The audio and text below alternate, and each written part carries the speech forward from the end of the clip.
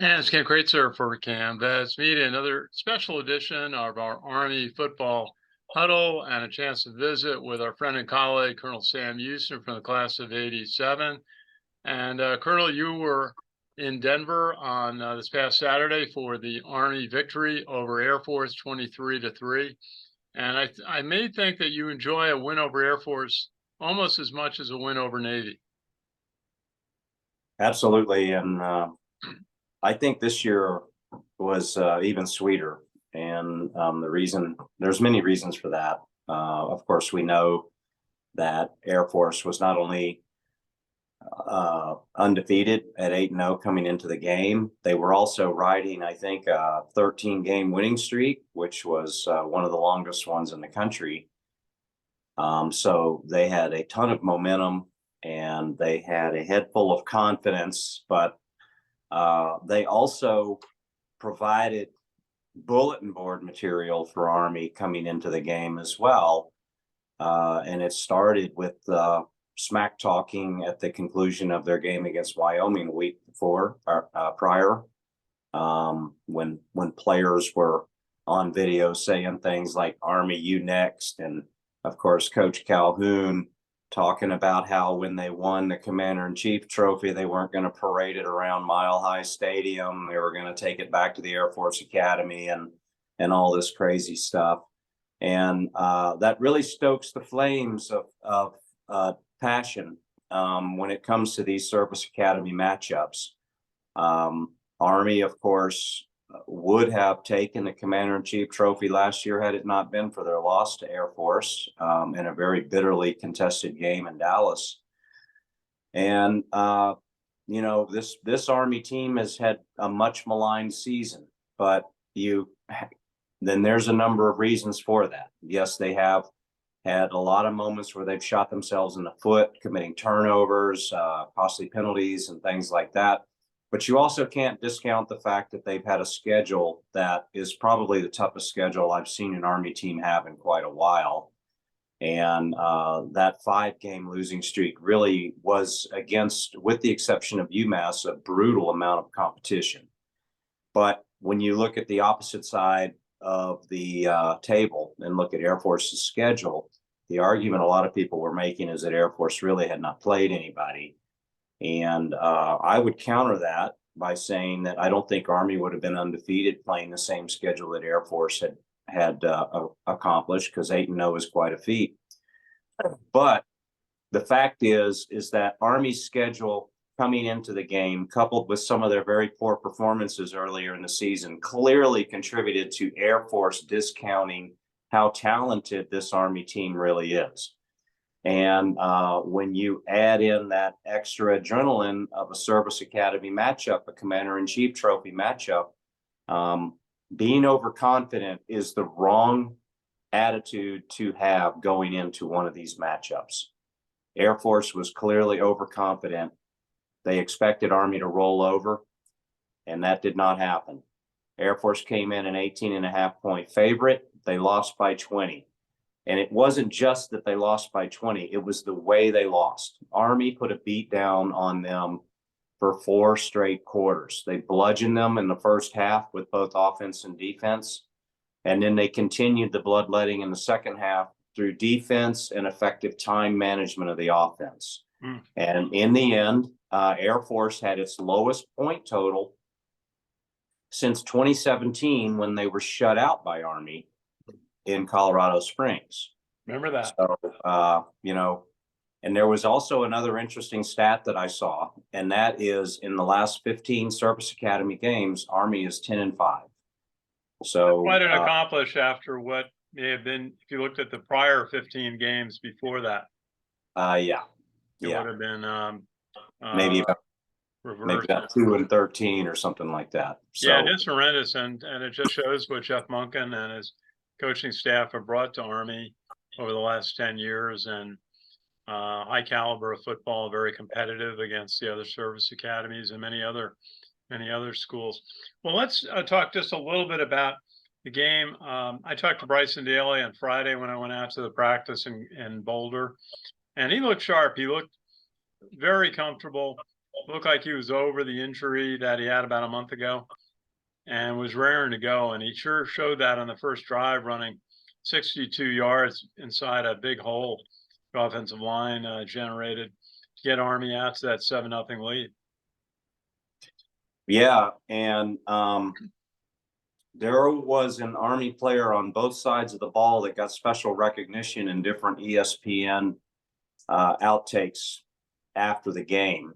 Leo Lowen got a helmet sticker in the ESPN segment where they're gathered around with a bunch of helmets and talking about impact players from the day's college football games. So Leo Lowen got a helmet sticker for his performance.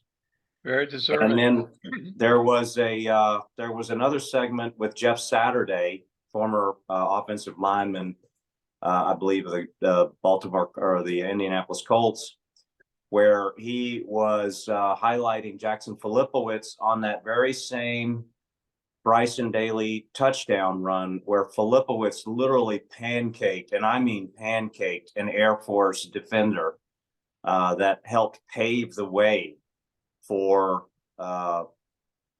Bryson Daly's jaunt to the end zone that set the tone early in the game. And it really just was a micro of the macro of how hard Army was smacking Air Force on the line of scrimmage on both sides of the ball the entire game.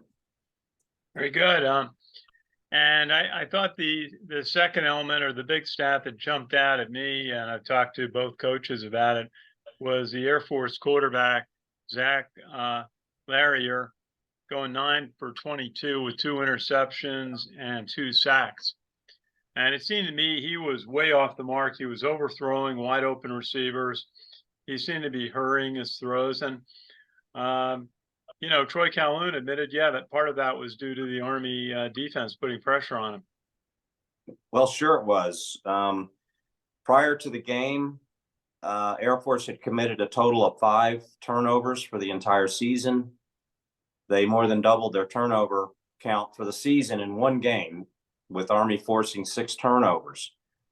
And what Army effectively did early on in the game is they took away Air Force's inside running game by controlling the line of scrimmage at the point of attack. And what that did is it forced Air Force to try to adjust their game plan into what was not Air Force football, and that is to try to focus on the perimeters and passing. And Larrier, who up until this game had not committed a single turnover, became rattled trying to run the game plan that was not what our Air Force was used to running. And as a result, as the game went on, he just looked confused. He looked out of place. He was making terrible throws because he felt the pressure coming at him. He was getting hit a lot. And he fumbled the ball twice, one of them without even getting hit when the ball slipped out of his hands on his rearward motion before he was trying to pass the ball. So I actually was surprised in the second half that Larrier was not pulled in favor of another quarterback, because in our experiences in observing Army Air Force games, when Air Force's quarterback, or if their offense is not performing up to standard, it is pretty traditional to see Calhoun pull his quarterback and put in another quarterback. He didn't do that this year. He stuck with Larrier. And before we started this, I actually was watching a replay of the fourth quarter of the game, and Larrier's play just became more erratic with every snap of the ball. It just became more erratic. He really was just a guy who was totally rattled. And on his last interception, you could see his frustration coming out as he was wrestling with an Army defender who really wasn't doing anything other than just trying to get up off of him where he had been hit at the end of the play. So I think Air Force was exposed a little bit in this game as not being quite as good of a team as we were giving them credit for. I think Army definitely, on defense anyway, demonstrated to the remaining teams on Air Force's schedule a winning formula for disrupting the Air Force offense. And it's really simple. As Jeff Monken said in his post-game interview with Tina Cavasio, is he said, we played Army football. And what he means by that is we played Army football because on defense, we stopped the running game, forced them to pass, and got them out of their game plan. While on offense, we did just enough to control the line of scrimmage, control the time of possession, put enough points on the board to give ourselves a cushion, and did not turn the ball over. So it was a really great 4 quarters of game. And the crazy thing is that up in the stands, everyone was waiting for the shoe to drop. And I got to admit, I was a little guilty of that myself. After the first half, when it was halftime, the conversation going around with a couple of classmates of mine that I was talking to, as well as other academy grads that were right around me, we were all looking around like, okay, that was incredible. I hope this isn't a tale of 2 halves, because we know that Army has had a few games this season where it was a tale of 2 halves. The Syracuse game is a good example. And so the expectation in the air was that, okay, Air Force gets the opening kickoff of the second half. The expectation was kind of like, okay, we're going to see a different Air Force team in the second half. And we're waiting for that explosive play, that sudden long gainer, that long pass, or whatever it is that Air Force always has that quickly gets them back in the game. It never happened. Mm-hmm. And it was a combination of defense and poor execution on the part of Air Force, because they honestly did have their opportunities. There was one play in particular where they had a receiver streaking down the middle of the field wide open, and he got overthrown. Yeah, and that was the thing that was noticeable is there was a play over the middle, and the one you cited on the sideline where the Air Force had an open receiver and they just didn't get on the ball. No. Could have been quite different if they had connected on a couple of those pass plays. Yep, it sure could have been, because and there were a couple of plays where Larrier scrambled out of the backfield and he appeared to be about to make a long gainer, had it not been for, like Jimmy Charlo getting an ankle tackle on the guy and stopping him. It just seemed that it was a day in which everything in the football gods universe was bouncing in Army's favor. And But and it was a good day for that. Army initiated that. They came out very strong on the first drive, offensively and then defensively, setting the tone. And then I think the first 3 Air Force drives ended either on downs or on fumbles, which Army capitalized on. Sure. And got out to that 23-3 lead in the first half. Maybe one of the big achievements for Army was limiting Air Force to 155 yards rushing. Yeah, I mean, Air Force came in the #1 rushing team in the nation, averaging just over 300 yards a game. And it wasn't until the second half that they broke the century mark on the yards rushing. And a lot of that yardage was Larrier scrambling out of the backfield. So, but if you just broke it down into stats that was looking at where Air Force traditionally gets its tough yardage, Air Force was pretty much stopped cold, and that is the inside running game. Their fullback, their B-back, was stuffed constantly. And the hits that were taking place along the line of scrimmage were forcing the ball out of the ball carrier's hands repeatedly. And there were 2 jarring hits. I know one of them was by Leo Lowen that just literally ripped the ball right out of the runner's hands, and fortuitous bounce right into an Army player's waiting arms for the recovery. So, Air Force's running game, there was junk yardage from scrambling, and their inside running game was pretty much stuffed the whole game. And that was part of the game plan, a key to success. Yeah, what a game by Leo Lowen. 12 tackles, 9 solos, had a sack for a 5-yard loss, 2 tackles for loss. 2 forced fumbles, one breakup on a pass play. He was all over the field and really generated the turnovers for that Army capitalized on. He has really matured into a superb player for Army. Yes, I agree. I'll put the screen back on in just a second. You're fine.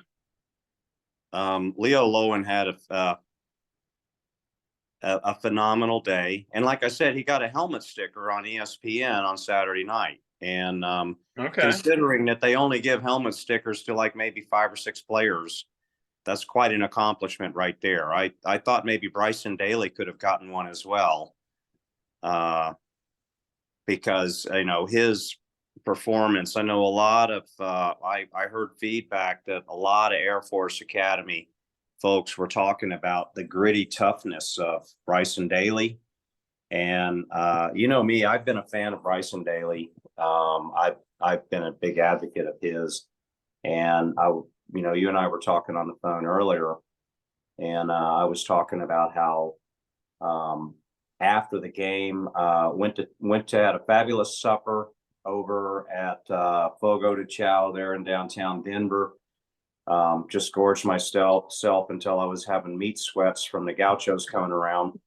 And I saw a number of Academy grads and people over there enjoying a fine meal as well. And afterward, I walked over to the downtown Weston to meet another Academy friend of mine.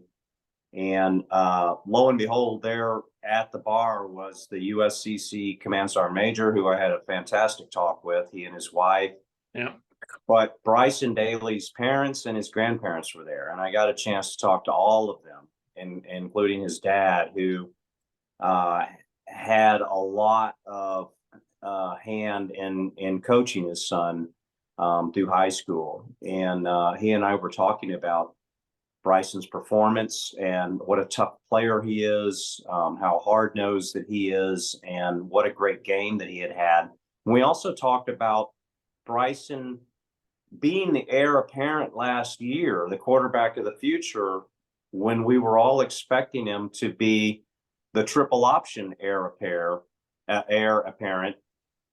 And then lo and behold, when it was his time to take over the starting role, he also had to take on the significant responsibility of learning this new offense. And I always thought that Bryson Daly would have been an absolutely phenomenal triple option quarterback because of the way he runs, because of the reads that he makes. And he reminds me, as I told his dad, he reminds me of another Army great quarterback from the 90s named Ronnie Makeda, who was also from Texas. And Ronnie was a really hard-nosed, very smart and effective triple option quarterback who had that inane ability to, if he was put into a situation where maybe he would have had to run a different offense, he would have also been able to do that well and retain the starting role. Bryson Daly had been hurt and missed a couple of games. He came back with a vengeance against Air Force. And what we saw is that our offense operates at a different level when Bryson Daly is at the quarterback position. So it was really good for him. And I'm telling you, there were a lot of Air Force people who were present who were talking about him and how they were envious about Army having that guy, and they were lamenting the fact that he's just a cow and he'll be back next season. There's no doubt when Army has Bryson Daly, and now he is operating on another level. He's got 7 or 8 starts under his belt, and he's gained confidence. This game is just going to move him ahead. Army's going to have another game on Saturday.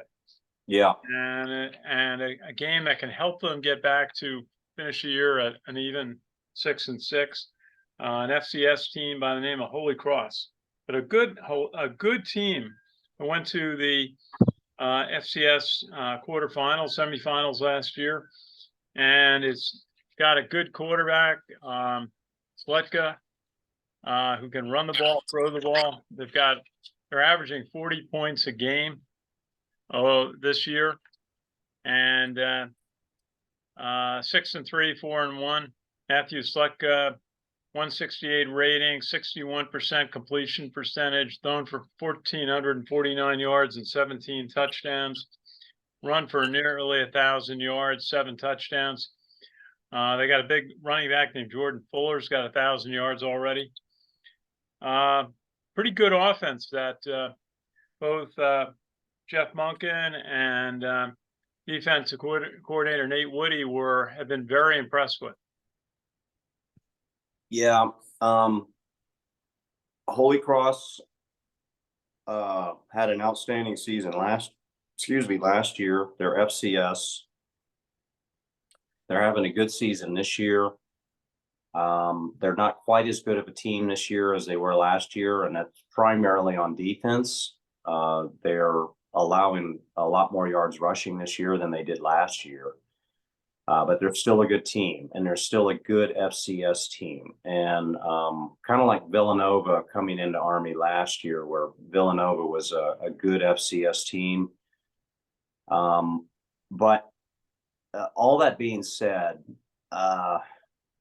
Monken's record against FCS teams, regardless, since the 2016 season on, Monken's record against FCS teams has been dominant. And when I mean dominant, I mean he's pretty much destroyed any FCS team, regardless of who they are, what their record is. And when they come to Mikey Stadium, they get a real rude awakening. And I'm saying that because not to discount Holy Cross. Don't get me wrong. At the FCS level, they're a good team. And a good FCS team can give a bad FBS team a hard day or a long day on a Saturday. They really can. I do not believe Army, despite FBS rankings, I do not believe Army is a bad FBS team. They're a talented FBS team that hold on a minute. That's okay. Hold on 1 second here. Yeah. Talking with Colonel Sam Houston from the West Point class of '87. Army will host Holy Cross from the Patriot League on Saturday, 12 noon start. It's going to be Veterans Tribute, so we'll honor people like Colonel Houston. There'll be a large flag presentation at halftime. That very stirring sight. They do it most years. And should be a good crowd. There are going to be a lot of Holy Cross fans from the New York area, from Massachusetts coming down. I think I like these games where you play a regional opponent and you have the chance for fans to drive to the away game. And I wish there was more of that in college football. But Sam, so it should be a good one. Army's got to avoid a trap game mentality and forget about Air Force and the accolades and win this game and get set to play another very good team in Coastal Carolina next week, and then get a Thanksgiving break before getting set for Navy and the chance to win a Commander-in-Chief trophy. How much does it mean for a team to win the Commander-in-Chief trophy? I know it's meant everything at West Point. They've won it 3 times in recent years, and after not having it for almost 20. How much does that mean to within the academy rivalry? We got you back there, Colonel? Okay. Or Colonel Houston calling from the Beat Navy studio in Huntsville, Alabama. And we missed him on Tuesday night, so we're having a chance to catch up. Are you going to be able to reconnect? Colonel, I know what we did. Can't hear you. Get your...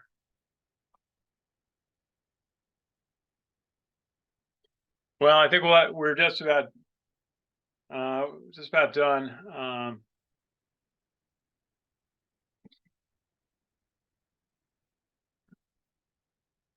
And just waiting to see if we can reconnect with Colonel Houston in Huntsville, Alabama.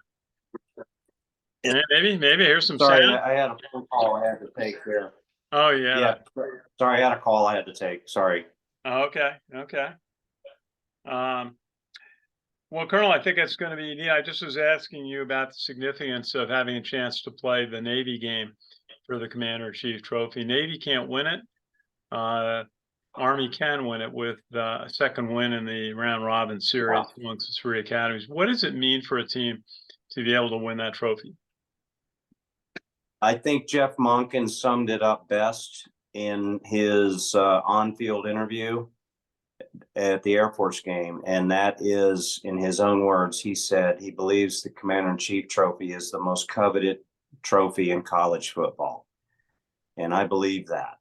And I've even had non-academy grad people who've seen the Commander-in-Chief Trophy in person just comment about how impressive a trophy it is, because it really is a quite an amazing trophy to stand next to and look at and touch, if you can actually get a chance to actually put a finger on it. But it's not just the trophy itself. It's the bragging rights of saying that you were the dominant academy during a given season on the field, upon the field of friendly strife. And whether you're in the running for the Commander-in-Chief Trophy or not, when you come up against another service academy, you're fired up. And Navy is fired up. And why is Navy fired up when they don't have a chance to win the Commander-in-Chief Trophy? Well, number one, Army is their biggest rival, and Navy is always up for Army. Number two, Navy is a spoiler. Navy can keep Army from winning the Commander-in-Chief Trophy. And this is a moment where Army has a revenge factor whereby 2021 is not that hard to think back and remember what happened. Army had defeated Air Force down in Dallas, and they had 9 wins or 8 wins coming into the Navy game. And all they had to do was, and they were heavily favored to beat Navy that day. And all they had to do up at MetLife Stadium in the Meadowlands, all they had to do was beat Navy, and they would win the Commander-in-Chief Trophy outright. And it would have been the 4th Commander-in-Chief Trophy that had been earned under Coach Monken. Yeah, but maybe it's something to say about that. And Navy came in and literally outplayed Army for 4 quarters, much like the way Army outplayed Air Force for 4 quarters this past Saturday. Aside from I remember initial... the media day for that. The Army folks were very confident and had a lot of media people talking to them, and the Navy people were standing on the side. Nobody was really talking to them. Yeah. I remember meeting that big linebacker. Diego Fago. Yeah, I met him, and what a tough customer he is. And he had a look in his eye that, about wait till Saturday, we'll see you on the field. Yeah, and that's pretty much what it was. Army rolled in obviously overconfident. They had an oversimplified game plan. They thought Navy was just going to cooperate and allow the inevitable to happen. But the inevitable was the clock was running and Navy kept staying in the game, and then Navy took the lead, and then Army started to put on the panic button, and it showed on the field. And in the end, Navy stuffed Army on an attempt to get a first down to keep a critical late drive going. And then Navy just ran out the clock and won the game. And the end result was the Commander-in-Chief Trophy stayed at West Point, but it was not earned because it was a 3-way tie that year. So Navy would love nothing more than to be able to salvage their season by beating Army at the end of the season and keeping the Commander-in-Chief Trophy from going to Army. But there are players on this year's team who were there at MetLife Stadium who remember that. And I guarantee you, in the locker room leadership, both among the coaches and the players, they're looking at 2021 as an example of don't get overconfident about this game. And I know Monken's philosophy is just focus on the next game. Every week we're 0-0. And so this week Army's 0-0 and they're playing Holy Cross. The following week they'll be 0-0 and they're playing Coastal Carolina. And then it's going to be we're 0-0 and we got to beat Navy. And for Army, it's very unlikely, even if they went out, they're going to go to a bowl game. It's very much like last season where they would have needed a waiver from the NCAA in order to get a bowl bid, and they didn't get it, so they didn't go to a bowl. Even though they had 6 wins, 2 of those were against FCS teams. So yeah, that again this year. Plus the game against Navy, which would be a 6th win, will be after most of the bowl bids have been issued. That's right. And it would be exactly the same record with the exact same number of win breakdown of 2 over FCS. That's where the Massachusetts game really hurt them, not pulling off a win there against Massachusetts, ULM, Boston College, any of those games they should have won, and they didn't.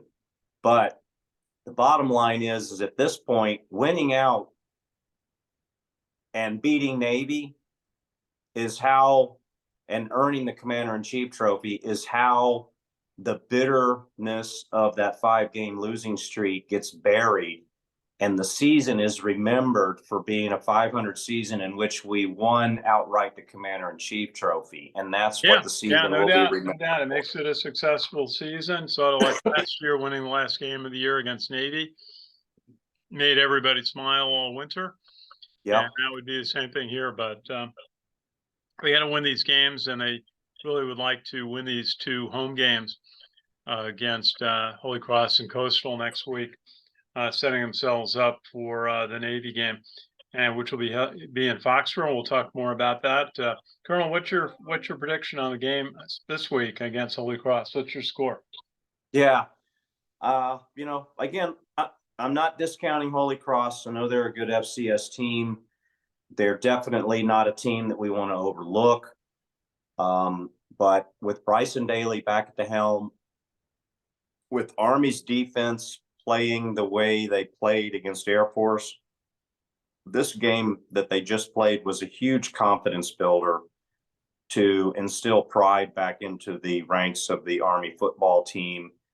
I do not foresee this team having another letdown this season after what happened this past Saturday. And that being said, I expect this weekend will likely be a score on the magnitude of, say, 48-14. 48-14. Right. Okay, that would be the biggest margin of victory of the Huddle. We had Jack at 42-31. We had Steve Shalou at 28-27, a close win. I picked 31-24, and Richard was 38-35 in overtime. All right. So the balance of the Huddle was more cautious about this game than you are. But let's hope Army has a big offensive day. 48 points would be terrific, and a good day for the defense, limiting a very potent Holy Cross offense. Well, Colonel, thank you. And glad we could do a special segment with you. Hopefully you can join us back next Tuesday night. Yeah, I'll be traveling for work, but I'll be in the DC area, but I should be able to call into the Huddle. Okay, well, we'll send you out the line. Look forward to hearing your comments. And I just want to recognize our one of our great sponsors, the New York Yankees. They're getting set for the 2024 season. They also have going to host on Saturday the 100th anniversary of college football at Yankee Stadium with a game between Syracuse and Pittsburgh, which should draw a good crowd. And interesting that Yankee Stadium opened the same year as Michie Stadium did.